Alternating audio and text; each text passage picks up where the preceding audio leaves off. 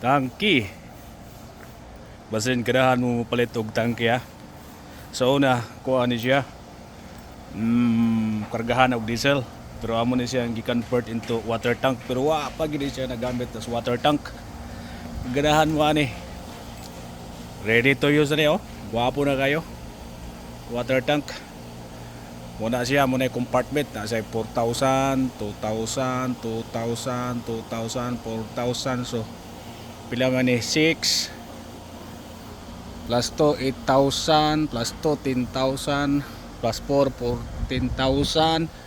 So, this is an 18,000 liters nga tangke.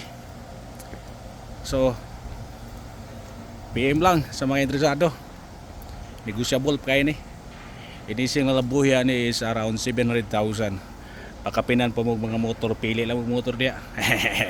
Nagpark ko bitaw na. Tangki lang. Ano? PM lang sa ganahan.